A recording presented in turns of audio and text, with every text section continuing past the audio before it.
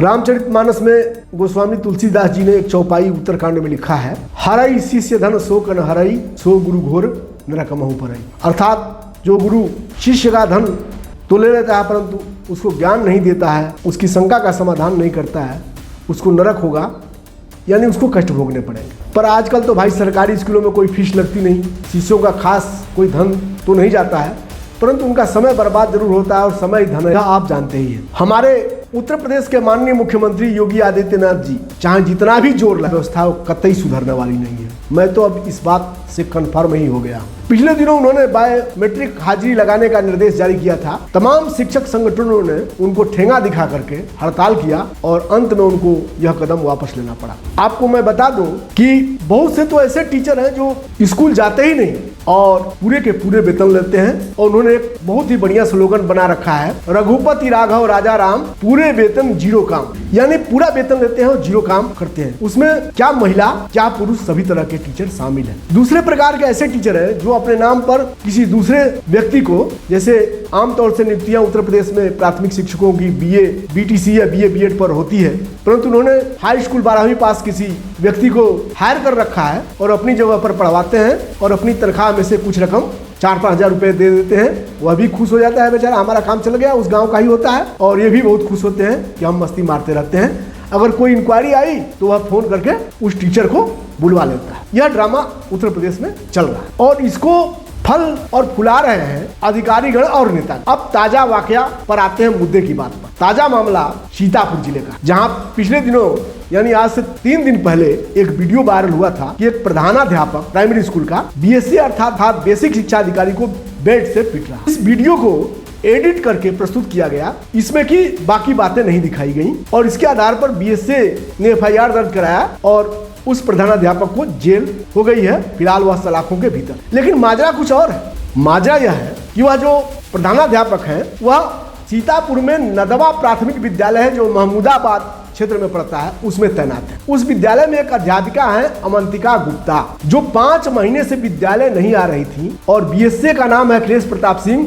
वह प्रेशर बना रहे थे प्रधानाध्यापक पर कि तुम जबरदस्ती उनकी डेली हाजिरी लगाया करो और उनका वेतन नहीं रुकना चाहिए। कोई गांव वाला पूछे तो कह दो कि मैडम मेडिकल पर है। प्रधानाध्यापक ने तो 2 महीने उनकी लगभग बात मान ली, पर बाद में गांव वालों का काफी प्रेशर पड़ा और वे मुकर गए। तब सातिर दिमाग का जो बीएसए है, जिसका नाम अखिलेश प्रताप सिंह है और वह काफी जातिवादी प्रवृत्ति का व्यक्ति है, उसने क्या किया कि एक मुख्यमंत्री पोर्टल पर शिकायत करा दिया, आरटीआई डलवा दिया और प्रधानाध्यापक के विरुद्ध नाना प्रकार की जांच करा। जांच में प्रधानाध्यापक को क्लीन चिट मिल गई। जब देखा अखिलेश प्रताप सिंह बीएसए ने कि यह फंस नहीं रहा है, तो उसने क्या किया कि जो अवंतिका गुप्ता है उनके नाम से एक एप्लीकेशन प्रधानाचार्य के खिलाफ डलवा दिया और उसकी इंक्वायरी के लिए अपने दफ्तर में ब्रिजेंद्र वर्मा जो प्रधानाचार्य थे उनको बुला लिया और उसी पर कुछ बातचीत हुई और स्वाभाविक है कि किसी को भी गुस्सा आ जाएगा। ब्रिजेंद्र वर्मा ने बेल्ट निकाल लिया। खैर आपको पता ही है कि बीएसए दफ्तर में उसके बहुत से चमचे होते हैं, खास तौर से क्लर्क, दलाल, अध्यापक दुनिया भर के होते हैं। उन्होंने उसको पकड़ लिया और ब्रिजेंद्र वर्मा की काफी पिटाई और उस पर एफआईआर भी दर्ज हो गई और उसके खिलाफ एफआईआर भी दर्ज हो गई। वह जेल भी चला गया।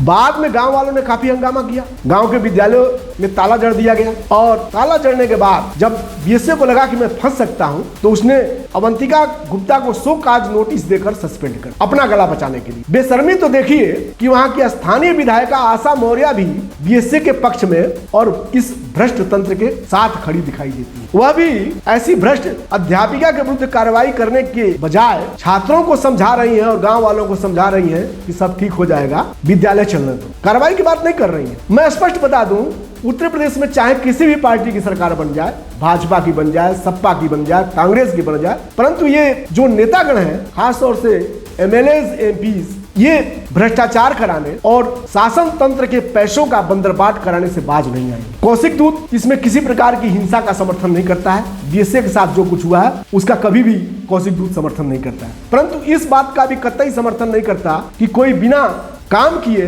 5 महीने से तनख्वाह ले और उसके खिलाफ कोई इंक्वायरी या कोई ठोस कदम न उठाया जाए और जो गरीब बच्चे इन विद्यालयों में पढ़ रहे हैं उनका भविष्य बिल्कुल चौपट हो जाए। उत्तर प्रदेश में जिसके पास भी थोड़ा पैसा है वह तो इन विद्यालयों की तरफ मुड़ करके ही नहीं देते। परंतु जो गरीब बच्चे मजबूर हैं, उनकी भी शिक्षा व्यवस्था को ये अधिकारी जो अपने को शायद भगवान ही समझते हैं, और ये विधायक जो अपने को भगवान से ऊपर ही समझते हैं, और ये तथाकथित गैरहाजिर रहने वाले टीचर जो जमानत भी ना हो। परंतु दुर्भाग्य से इस देश में ऐसा कोई कानून नहीं है।